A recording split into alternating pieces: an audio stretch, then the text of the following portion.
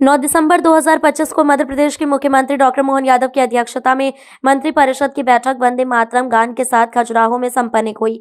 मंत्रिपरिषद में लिए गए निर्णयों की जानकारी मध्य प्रदेश के मुख्यमंत्री डॉक्टर मोहन यादव ने पत्रकारों को देते हुए कहा कि मध्य प्रदेश के सर्वांगीण विकास, सुशासन को मजबूत करने और जनता को प्रत्यक्ष लाभ पहुंचाने के उद्देश्य से अनेक महत्वपूर्ण निर्णय लिए गए। मुख्यमंत्री ने कहा कि सरकार का लक्ष्य हर वर्ग को लाभ, हर क्षेत्र में प्रगति और प्रशासन में पारदर्शिता सुनिश्चित करना है। बैठक में प्रदेश के पर्यटन, बुनियादी ढांचे, कृषि, जनजातीय क्षेत्रों और सामाजिक सुरक्षा योजनाओं को गति देने हेतु कई ठोस प्रस्तावों को मंजूरी दी गई। खजुराहो को अंतर्राष्ट्रीय पर्यटन मानचित्र पर और सशक्त बनाने के लिए विशेष टूरिज्म मास्टर प्लान को स्वीकृति प्रदान की गई। ग्रामीण सड़कों के उन्नयन, स्मार्ट शासन प्रणाली, आयुष्मान लाभों के विस्तार और नगरीय निकायों में स्वच्छ पेयजल उपलब्धता बढ़ाने के निर्णय भी उल्लेखनीय रहे। कृषि क्षेत्र में लघु एवं सीमांत किसानों के लिए सिंचाई संरचनाओं को सुदृढ़ बनाने तथा समर्थन मूल्य से संबंधित प्रक्रियाओं को सरल करने के निर्देश दिए गए। जनजातीय अंचलों में शिक्षा, स्वास्थ्य और वनाधिकार के कार्यों की प्रगति की समीक्षा करते हुए इन्हें मिशन मोड में पूरा करने का आदेश दिया गया।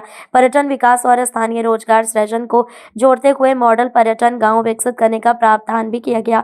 मुख्यमंत्री ने अधिकारियों को निर्देश दिया कि प्रत्येक निर्णय की जमीनी निगरानी सुनिश्चित हो ताकि योजनाओं का वास्तविक लाभ अंतिम व्यक्ति तक पहुंच सके। खजुराहो बैठक प्रदेश सरकार की दूरदृष्टि, निर्णय क्षमता और विकास प्रतिबद्धता का मजबूत प्रमाण बनकर सामने आई है।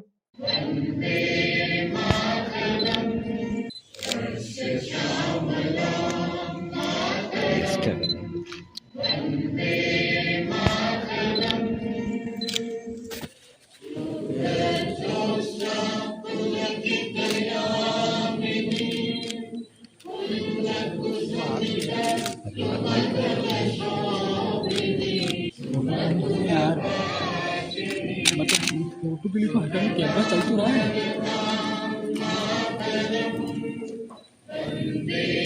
दो मिनट। बुंदेलखंड की धरती पर खजुराहो में कैबिनेट के साथ कई कार्यक्रम जोड़े गए। कैबिनेट के अलावा कई सारे काम हमने जोड़े हैं, जिसमें जंगल सफारी, हमारी पन्ना टाइगर रिजर्व पार्क की बहुत अनूठी धरोहर है। पन्ना का नेशनल पार्क भी न केवल टाइगर के अभयारण्य की दृष्टि से बल्कि हाथियों के लिए भी ये आदर्श स्थान है और हाथियों के परिवार भी बढ़ रहे हैं। यहाँ कल पन्ना नेशनल पार्क में 10 नई कैंटर बस जो आरामदायक 19 पर्यटकों को लेकर के अंदर जा सकती है, जिससे पर्यटन बढ़ेगा, पर्यटन से जुड़े हुए लोगों को रोजगार मिलेगा, कई सौगातें मिलेगी। ये अन्य सफारी वाहन की तुलना में लंबी और ऊंची है, बेहतर दृश्य दिखाई देगा और आरामदायक भी रहने वाली है।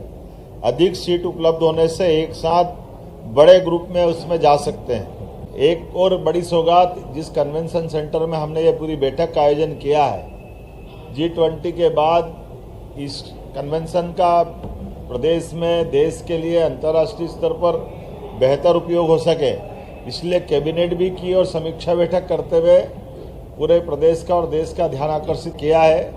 इससे जोड़कर एक 5 स्टार होटल बना करके भविष्य में ये इसी प्रकार के आयोजनों के लिए और अच्छे से उपयोग में आए, तो PPP मॉडल पर इसके लिए भी हमने प्लान बनाया। इसी की तर्ज पर यह कन्वेंशन सेंटर इस प्रकार से राज्य में और भी बड़े स्थान पर इनकी सौगात देने की दृष्टि से विचार किया गया है कि हमारे बुंदेलखंड के अंदर रोजगार को लेकर के जब हमने सागर इन्वेस्टमेंट समिट की थी, उसके बाद से खाद के कारखाने सहित कारखाने कई लगे हैं, लेकिन और एक नया पार्क डेवलप करते हुए जिस प्रकार से बड़ी सौगात बुंदेलखंड को मिली सागर में, ये वाकई अद्भुत है।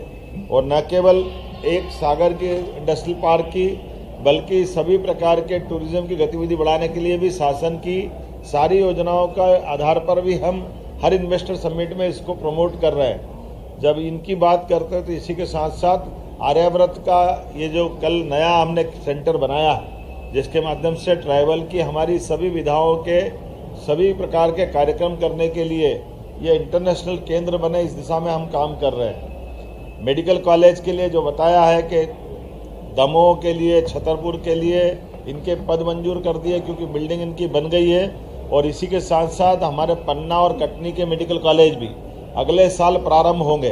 अर्थात दमोह, पन्ना, साथ साथ हमारा कटनी, छतरपुर, ये 4 मेडिकल कॉलेज की सौगात हमारी अगले ही सत्र 6 महीने बाद यहीं इसी बुंदेलखंड की धरती पे देंगे।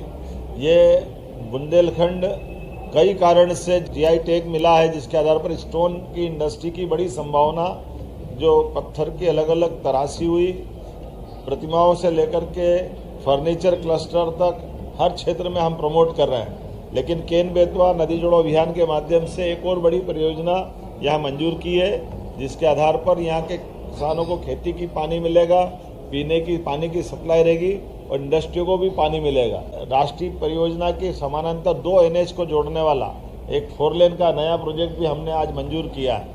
लगातार इतनी सौगातों के बलबूते पर सच में आज हमारी ये कैबिनेट अमर हो गई है।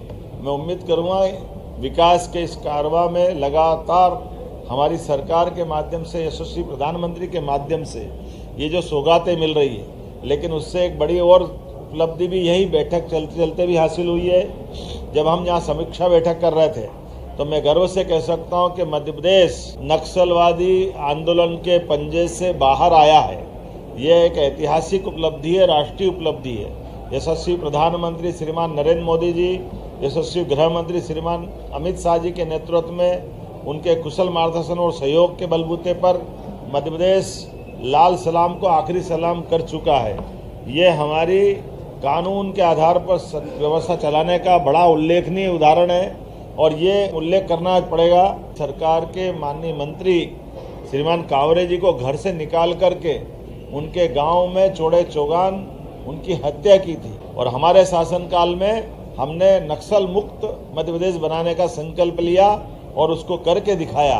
यहाँ के बाद लाडली बहना की योजनाओं का एक बड़ा कार्यक्रम हमारा हर बार की तरह इस महीने का भी होने वाला है और उसके माध्यम से भी बहुत सारी सौगातें जिनका भूमि पूजन लोकार्पण हम करने वाले हैं। इसमें सांदीपनी विद्यालय से लगा करके और भी बहुत सारी सौगात है।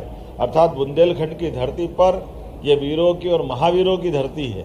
यहाँ पर विकास भी है और विकास के साथ भविष्य की संभावना भी है। माइनिंग का सेक्टर भी है, इंडस्ट्रियल टूरिज्म के साथ इंडस्ट्रियल पार्क भी बनाते हुए सभी प्रकार से रोजगार दिलाने के लिए यहीं पर रोजगार के अवसर उत्पन्न करते हुए देश भर के बाकी लोगों को भी रोजगार देने की धरती हमारा मध्य प्रदेश बन रहा है, बुंदेलखंड बन रहा है। मेरी अपनी ओर से बधाई।